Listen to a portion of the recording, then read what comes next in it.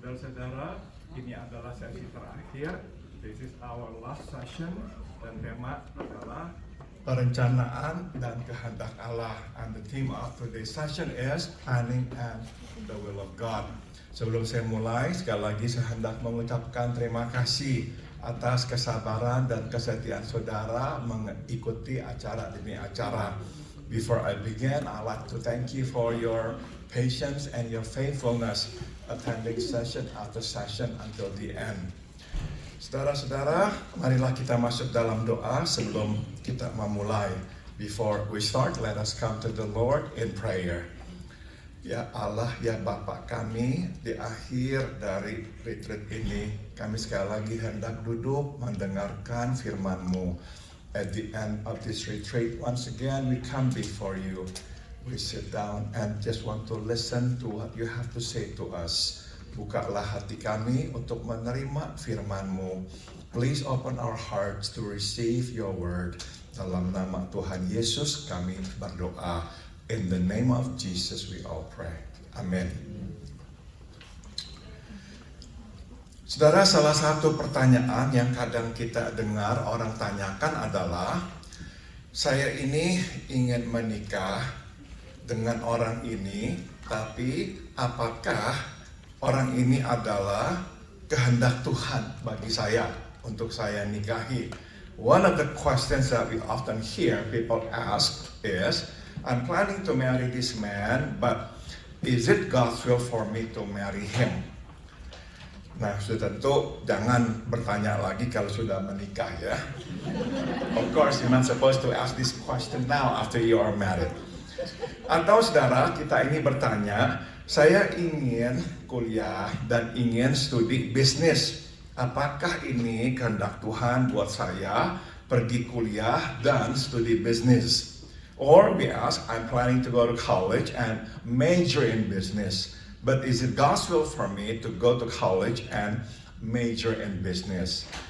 Saudara sudah tentu ada dua alasan mengapa kita sering bertanya-tanya apakah yang sedang kita rencanakan ini berada di dalam kehendak Tuhan. There are at least a couple of reasons why we often wonder whether something that we are planning is in the will of God. Pertama, saudara, kita ini tidak mau ya melawan kehendak Tuhan. Dengan kata lain, kita mau ada di dalam kehendak Tuhan. Sebab kita tahu berada dalam kehendak Tuhan itu menyenangkan hati Tuhan.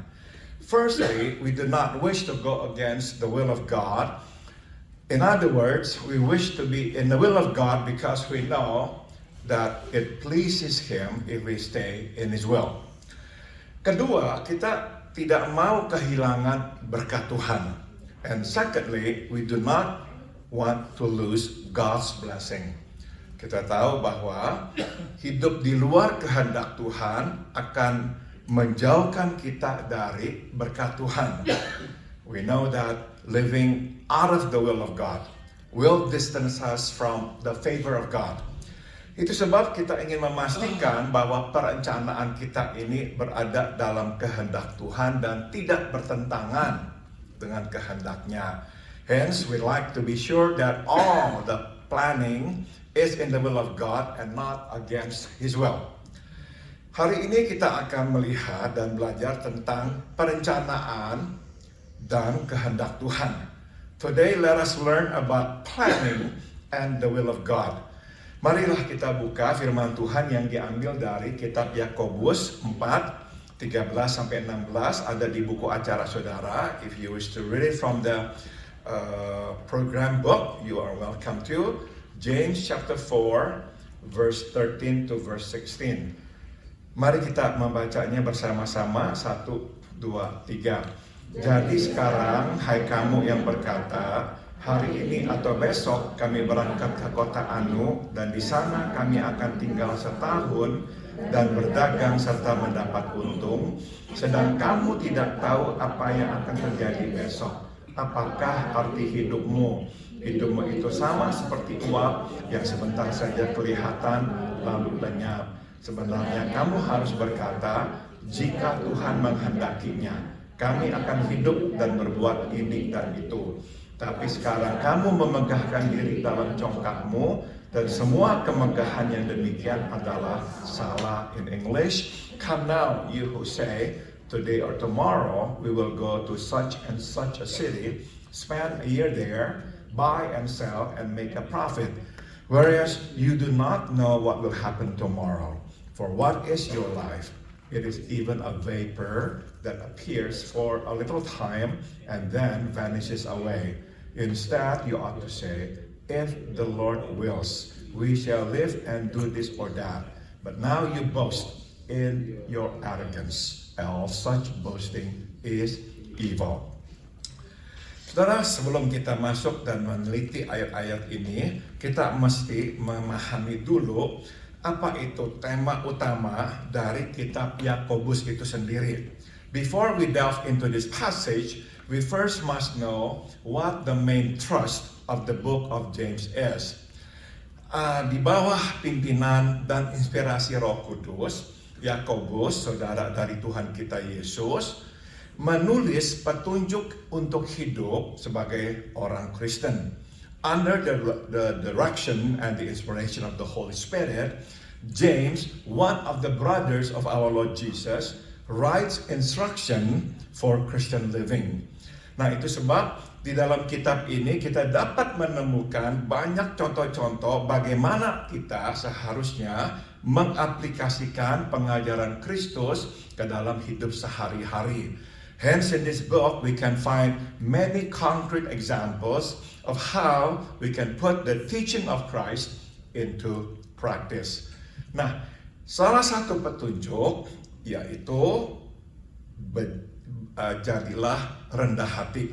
And one of the instruction is to be humble. Sebagaimana ditulis di pasal 4 ayat 10. Yaitu, rendahkanlah dirimu di hadapan Tuhan, maka Ia akan meninggikanmu. We can see this in chapter 4 verse 10. Humble yourself in the sight of the Lord, and He will lift you up.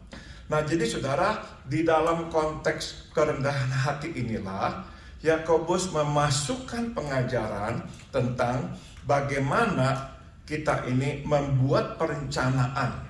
So you see, in this context of humility, that James inserts a brief teaching on how we ought to make plans.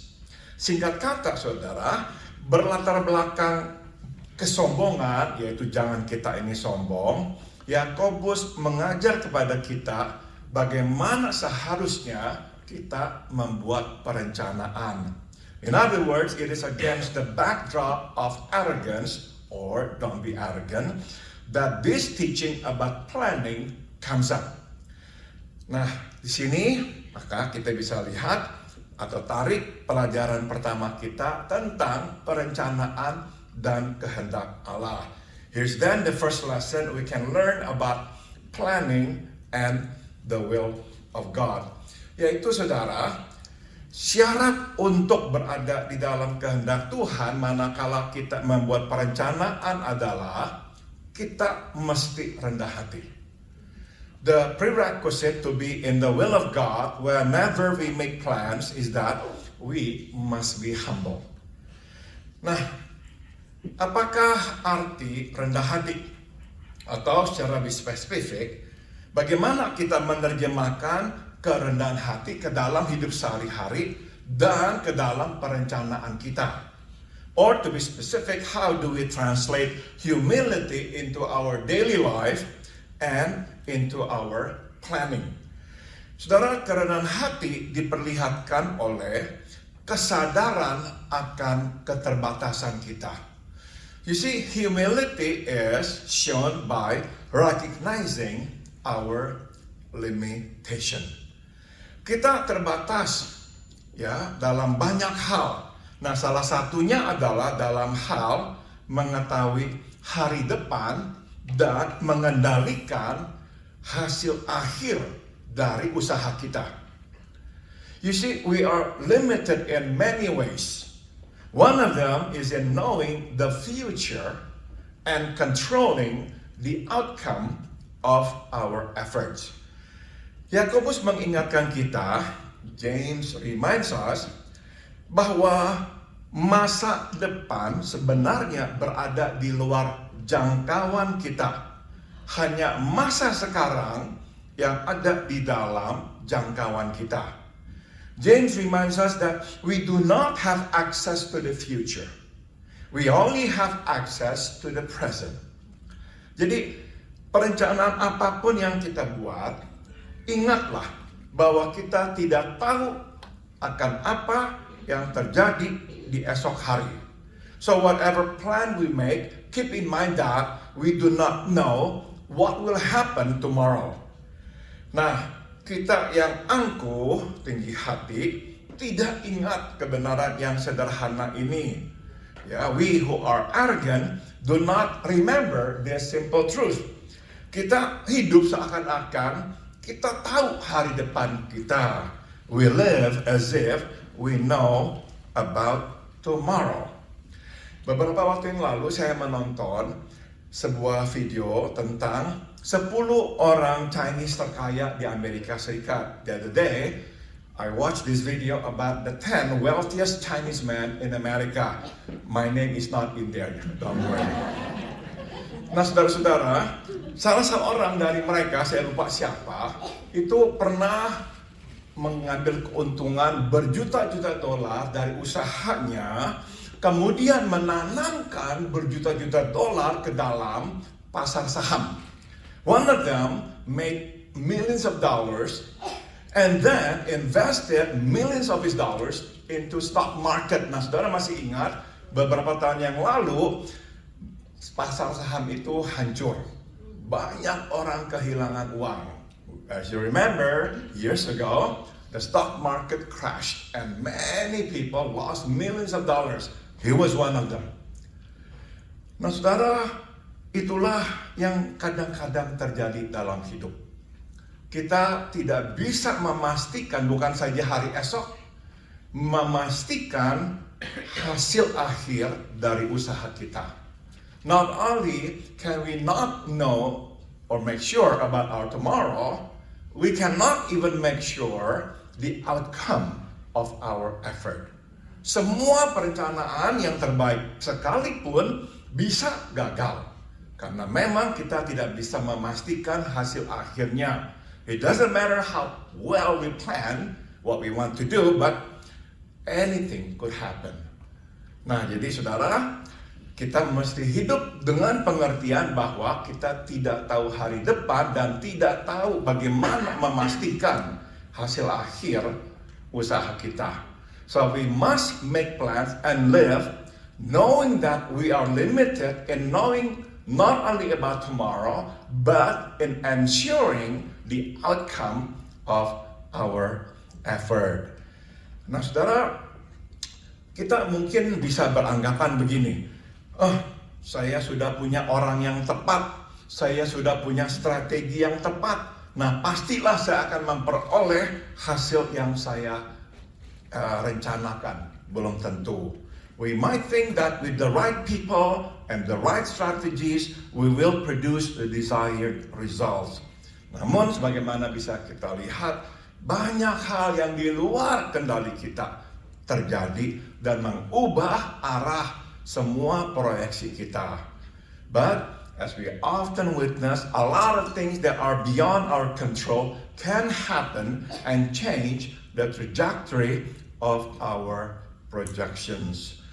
Bukan keuntungan, kita malah menuai kerugian. Instead of profit, we reap losses. Jadi saudara, kita ini mesti membuat proyeksi, ya, waktu kita hendak melakukan sesuatu. Whatever it is we do, of course, we must make projection. Jadi tidak salah kita merencanakan sesuatu sesuai dengan proyeksi kita. So it is not wrong to make plans according to the projections we make. Namun, apakah kita bisa melakukan kesalahan? Betul, bisa. Can we make mistakes? Absolutely. Nah, saya masih ingat, atau saya juga baca, bertahun-tahun yang lalu, negara Tiongkok membangun begitu banyak gedung, fasilitas menyambut Olimpiade musim panas di tahun 2008. I read about the infrastructures built in China prior to the 2008 Summer Olympics. Nah, banyak saudara fasilitas tersebut yang sekarang tidak terpakai dan terbengkalai. You know what happened? Many were left unattended and unused after the games. Jadi, kadang kita ini membuat proyeksi yang keliru dan melakukan kesalahan yang memang di luar dugaan. Benar-benar kita jujur, ya. Tapi ada kalanya kita membuat kesalahan karena ketidakjujuran.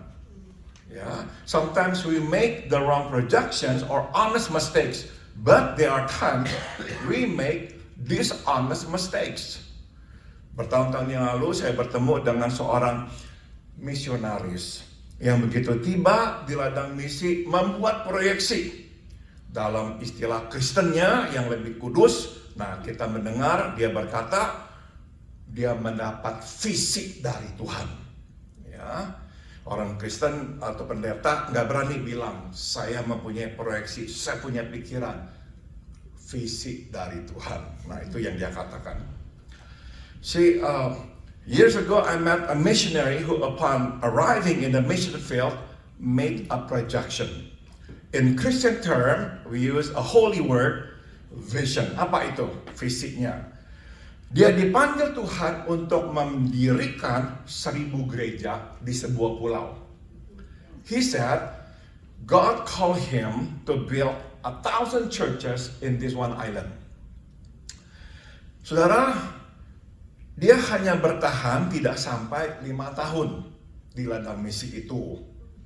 Dan sepanjang sepengetahuan saya, dia tidak membangun satu gereja pun. Bahkan hampir setiap hari saya melihat dia di kota di mana saya tinggal, bukan di pulau di mana dia katanya mau membangun gereja. He did not have a vision. He was dreaming. Yeah. Well, he did not even last 5 years in the mission field, and as far as I knew, he did not even build a single church. Almost every day I saw him in the city where we live, not in the island that he was supposed to be. Saudara, kesombongan muncul dalam berbagai bentuk dan rupa. You see, arrogance comes in different shapes and forms. Visi dari Tuhan yang besar-besar bisa jadi bentuk dari keangkuhan. Big so-called visions from God can very well be a form of self-arrogance. Kita mengklaim bahwa ini adalah dari Tuhan dan untuk Tuhan, tapi sebetulnya bukan dari Tuhan dan bukan untuk Tuhan. We claim it is of God and for God, but it is neither of God nor for God.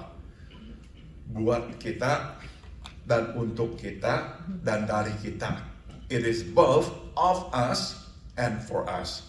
Nah, ini membawa kita kepada pelajaran kedua tentang perencanaan dan kehendak Tuhan. This then brings us to the second lesson about planning and the will of God. Yang itu jelaslah, terbukalah dan jujurlah dengan sebetulnya kepentingan siapakah yang sebetulnya kita tengah cari atau coba dapatkan. Be clear and honest with whose interest it is that we are trying to fulfill. Saudara, tidak salah membuat perencanaan yang membawa keuntungan bagi kita. Tidak salah. Tuhan tidak menentang kita merencanakan sesuatu sesuai dengan kepentingan atau keinginan kita. There is nothing wrong about making plans that will benefit us. God is not against us making plans to meet our desires or our interests. Mazmur 37 ayat 4 memberikan kepada kita jaminan ini. Psalms 37 verse 4 assures us of this. Bergembiralah di dalam Tuhan, dan Dia akan memberikan kepadamu keinginan hatimu. Delight yourself in the Lord, and He shall give you the desires of your heart. Yang berarti, lakukanlah kehendak Tuhan dengan bergembira. Do the will of God with a happy heart, willingly. Senangkan Tuhan supaya Tuhan senang. Please God to make Him happy. If we live like that, He will give us the desires of our heart. Setelah Salomo dikokohkan sebagai Raja Israel, dia kemudian pergi ke Gibeon membawa persembahan buat Tuhan. After Solomon was established as king of Israel, he went to Gibeon to offer 1,000 burnt offerings to the Lord. Di sana di malam hari Tuhan menampakkan diri kepadanya dalam mimpi dan berkata demikian kepadanya. There at night the Lord appeared to him in a dream and spoke to him. Mintalah apakah yang hendak kuberikan kepadamu. Ask, what shall I give you? Nah, bukannya meminta kekayaan, kehormatan, dan kuasa, Salomo meminta hati yang mengerti untuk bisa memerintah umat Tuhan dengan hikmat dan kejelasan moral. Instead of asking for wealth, honor, and power, Solomon asked for an understanding heart to rule the people of God with wisdom and moral clarity. Dan yang Salomo tidak minta, Tuhan berikan, yaitu kekayaan dan kemuliaan. And what Solomon did not ask for, that God gave, riches and honor. Jadi Tuhan tidak menentang kita membuat perencanaan yang membawa keuntungan bagi kita. Tidak. God is not against us making plans that will benefit us. Tapi Tuhan menentang kita melakukan sesuatu, merencanakan sesuatu yang menguntungkan kita, namun mengklaim ini tidak menguntungkan kita. God is against our making plans to benefit us, but claiming it does not. Itu yang diperbuat oleh Ananias dan istrinya Safira. And that's what Ananias and his wife Sapphira did. Mereka menjual properti mereka, menyimpan sebagian hasil penjualan, membawa sisanya kepada para rasul, mengklaim ini semua hasil penjualan properti saya. They sold their property, kept back part of the proceeds, brought the rest to the apostles, claiming that they were giving all the proceeds. Nah, kita tahu keduanya dihukum oleh Tuhan. Mereka mati karena telah berbohong kepada Roh Kudus. We know that God punished them, both died for lying to the Holy Spirit. Saudara, kehendak Tuhan tidak mematikan keinginan atau kepentingan manusia. You see, the will of God does not preclude the interest of man. Bahkan saudara, kita dapat katakan kehendak Tuhan memakai kepentingan manusia untuk menggenapi rencana Tuhan. In fact, the will of God uses the interest of man to accomplish the plan of God. Nah, yang penting adalah kita terbuka terhadap tuntunan Roh Kudus. What is important is that we are open to the leading of the Holy Spirit. Yang Tuhan kadang lakukan adalah untuk sementara Tuhan seolah-olah bersama dengan kita melakukan sesuatu sesuai keinginan atau interest kita. Namun di tengah jalan dia membelokkan arah kita. What God sometimes does is He first rides along with our interest, but later He redirects our paths. Saudara masih ingat ya, Yusuf, anak Yakub. You still remember the story of Joseph, the son of Jacob. Saudara, sejak kecil dia mempunyai interest, minat untuk memelihara keluarganya. Since he was little, he had an interest to take care of his family. Kita tahu dialah yang disuruh oleh bapaknya Yakub membawa makanan, memperhatikan kakak-kakaknya yang sedang mengembalakan kawanan ternak mereka. It was he who was asked by Jacob to bring food to take care of his siblings who were shepherding their flocks. Nah, mungkin sekali Yusuf berpikir, nanti setelah saya tua, ya saya akan tetap memperhatikan keluarga saya. Perhaps what crossed his mind was that once I'm old, I'll take care of my family. Namun tidak pernah terbayang bahwa Tuhan akan memang memakai dia memelihara keluarganya, bukan saja keluarganya tapi satu bangsa, melalui cara yang tidak pernah dapat dibayangkannya. But it never occurred to him that God would use ways that were so unfathomable, unexpected by him, to do that, to take care of his family.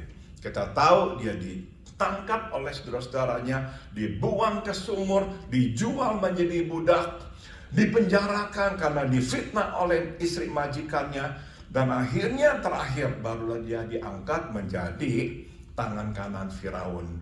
As we know, he was captured by his own siblings, thrown into a well, sold into slavery, and then slandered by his wife, by his master's wife, thrown into prison before he was appointed to be the right hand of Pharaoh. Saudara, kita lihat di awal Tuhan bersama Yusuf memakai cara Yusuf. So as we see in the beginning, God was with Joseph using Joseph's way. But right in the middle, God redirected his path. Di tengah jalan Tuhan membelokkan arahnya. Nah, jadi kita memang mesti terbuka. So we must be open to the leading of the Holy Spirit. Coba kita juga sekarang lihat orang yang lain yang menerima pembelokan oleh Tuhan, yaitu Rasul Paulus. Now let's see what Christ our Lord did to Paul, the apostle. Coba kita dengarkan kerinduan hatinya sebagaimana diekspresikannya kepada jemaat di Roma. Please listen to his desire and interest that he expressed to the church in Rome. Dia berkata, aku sangat berduka cita dan bersedih hati di dalam hatiku. I have great sorrow and continual grief in my heart. Bahkan aku bersedia terkutuk dan terpisah dari Kristus demi saudara-saudaraku, kaum sebangsaku secara jasmani adalah orang-orang Israel. For I could wish that I myself were accursed from Christ from my brethren, my countrymen according to the flesh, who are Israelites. Saudara-saudara, dia berkata, kerinduan hatiku dan doaku kepada Tuhan adalah agar Israel diselamatkan.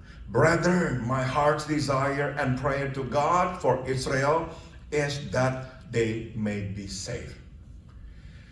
Kerinduan hati Paulus memenangkan kaumnya, bangsanya, orang Yahudi buat Kristus. Tapi akhirnya Tuhan membelokkan arah pelayanannya untuk menjangkau orang bukan Yahudi. Paul's passion was to reach his people, the Jews, for Christ. But in the end, God redirected his path of ministry to the non-Jews. Paulus taati dan berkat pelayanannya banyak orang bukan Yahudi mendapat kesempatan mendengar Injil dan menjadi orang percaya, menjadi pengikut Kristus.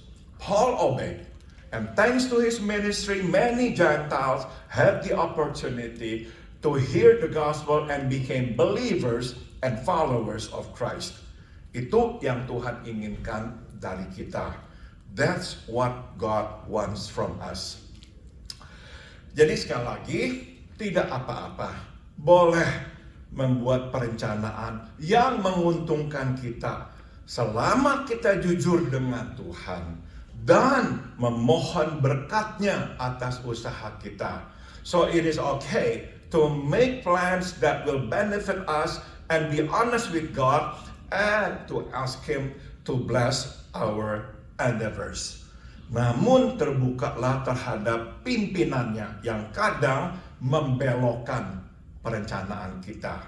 But be open to His redirecting or changing our plans. Nah, sekarang kita akan masuk ke pelajaran kita yang ketiga, yaitu tempatkanlah perencanaan ke dalam perspektif yang tepat. Dan perspektif itu adalah hidup. Bahwa hidup ini tidak lama dan tidak dapat digenggam. Here's the third lesson which we can glean. Put planning into the right perspective, and that perspective is life, which is the brevity and the elusiveness of life. Yakobus bertanya, apa arti hidupmu?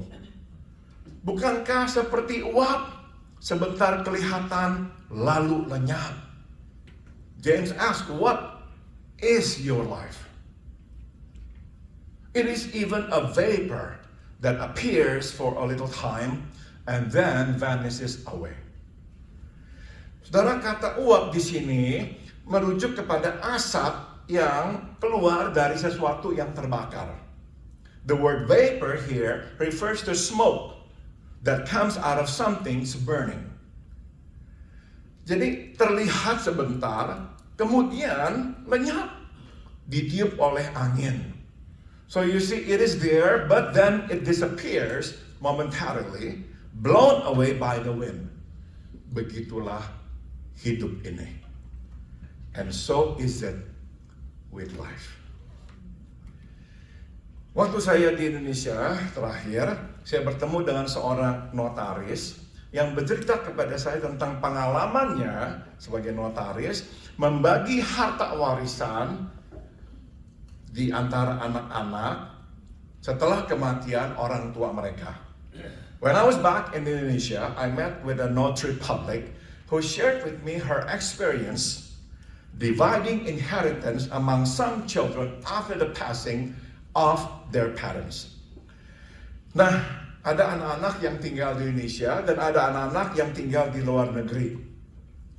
Some children live in Indonesia but some abroad.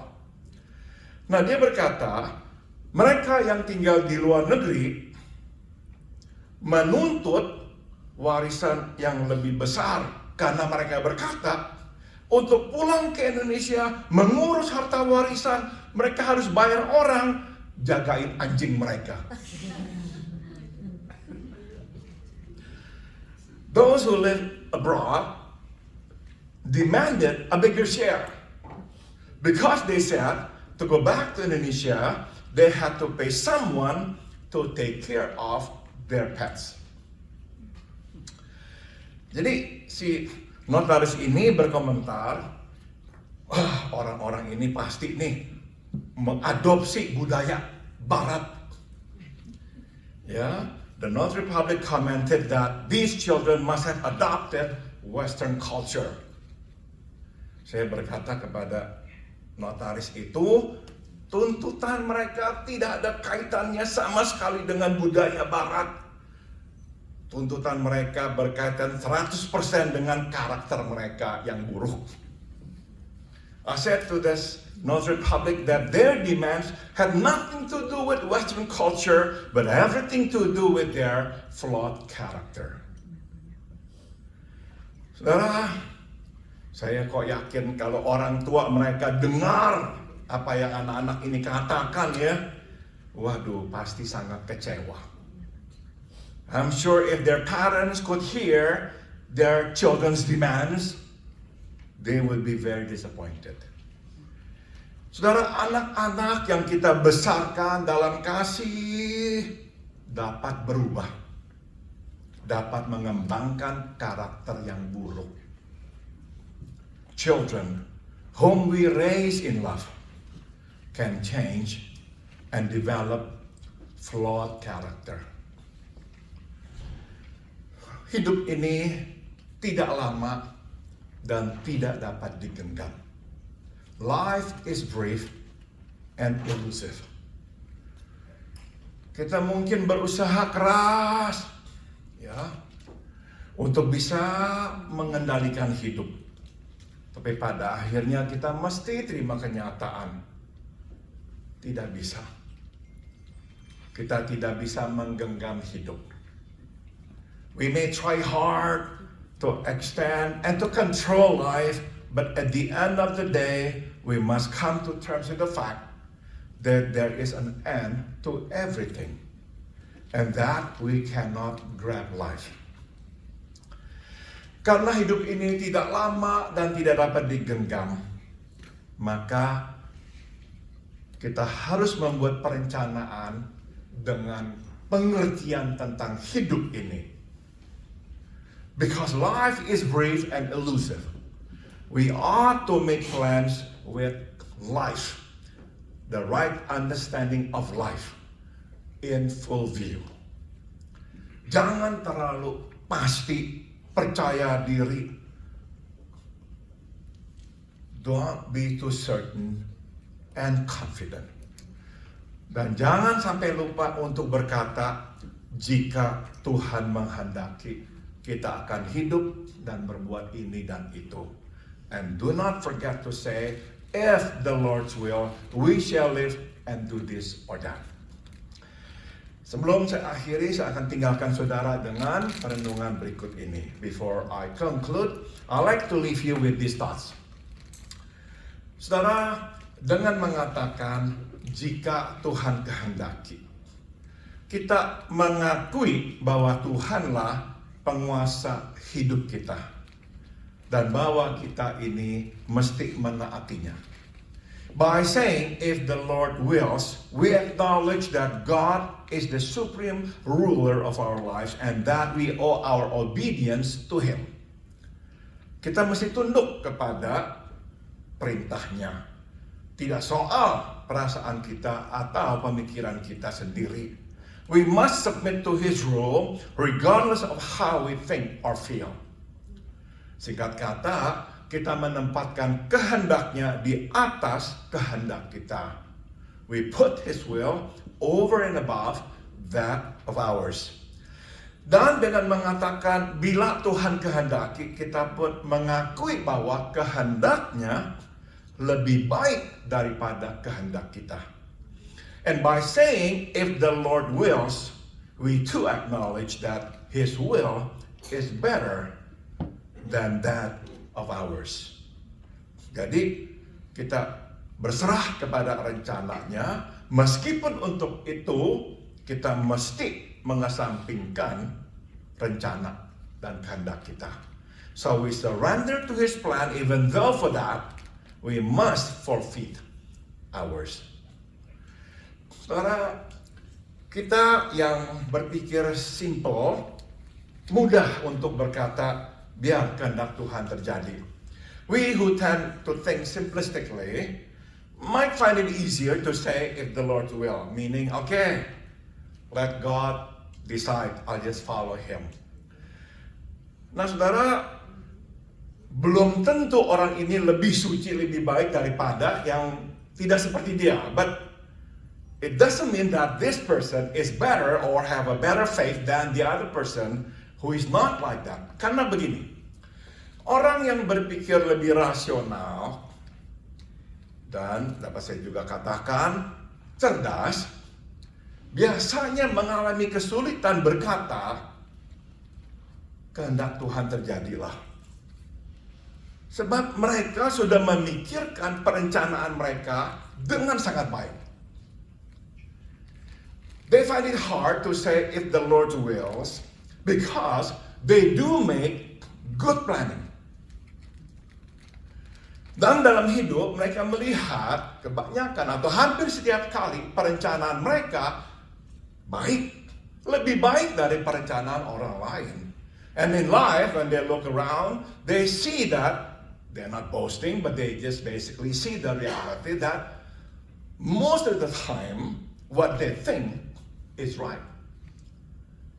Atau lebih baik, or better than what others think. Nah, jadi saudara, orang-orang yang memang seperti orang ini akan lebih sulit tunduk. So we can understand that those who are like this person might find it more difficult to submit to the will of God. Tapi saudara, sesulit-sulitnya Tuhan punya cara menundukkan orang seperti ini. Be that as it may, it is difficult to submit to God, but God has a way to, in the end, convince people like this to submit to Him. Tuhan misalnya menghadirkan situasi di mana sebaik apapun perencanaannya, akhirnya ambruk. Sometimes God does it by bringing something to this person, a situation in which it really blocks and destroys their plan. Apa itu yang biasanya Tuhan gunakan? So we might ask, what is it that God usually does? Nah, tadi saya sudah singgung tentang orang kaya itu yang akhirnya kehilangan berjutaan dolar di pasar saham. Just now I told you about the story about this man who lost millions of dollars when the stock market crashed. Bukan hanya itu. Saya melihat lebih sering yang Tuhan lakukan adalah lewat keluarga kita. I've observed that the one thing that God often uses to block us, especially those of us who can actually think well, plan well, is our family. Our wife, our husband, our children, or even our parents. Karena saudara, keluarga lah yang dipakai Tuhan menyadarkan kita tidak bisa mengontrol semuanya. Because it is family, wife, husband, or children, that God often uses to remind us that, no, you cannot control everybody. You cannot even control your wife. You cannot even control your husband. You cannot even control your children, and you cannot even control your mama or your papa. Nah, jadi tergantung kita mau tidak terima itu. So it depends on us whether we want to accept it or not. Ada orang yang mengeraskan hati tidak mau terima. Nah, akhirnya terjerumus. Pukulan yang lebih besar Tuhan harus berikan kepada dia. There are those who don't want to accept it. They don't care about their family. They just keep going. They just keep marching, charging on. God has to bring something much more dramatic to stop that person. Jadi, waktu kita mengalami masalah dalam keluarga, cobalah lihat, mungkin ini adalah cara Tuhan menyetop kita dan berkata, Tuhan, saya tidak menguasai semua. So when there is a problem in our family, look at it as a way of God saying to us, or reminding us, no, you don't have full control over everything. You cannot even control those who are close to you. Perenungan yang berikut. Here's another thought. Saudara, Berserah kepada kehendak Tuhan tidak berarti kita tidak usah berbuat apa-apa, mengharapkan Tuhan mengerjakan semuanya untuk kita. No. Surrender to God's will does not mean that we do nothing and just expect God to do everything for us. No. Kita mesti mengerjakan bagian kita. We must do our part. Kita mesti membuat perencanaan sebaik mungkin dan menggunakan perencanaan itu untuk bertindak. We should do the planning to the best of our knowledge and use the plan to execute our action. Rencana Tuhan atau kehendak Tuhan dapat disingkapkan kepada kita sebelum kita membuat rencana, tapi pada umumnya kehendak Tuhan disingkapkan kepada kita sewaktu kita membuat rencana dan mewujudkan rencana itu. God's will can be revealed to us before we make any plan. That's true. But in general, the will of God is revealed to us as we make plan and carry on. Jadi saudara, intinya adalah kehendak Tuhan memimpin kita kepada jalan Tuhan, dan jalan Tuhan memimpin kita kepada kehendak Tuhan. So here's the last thought.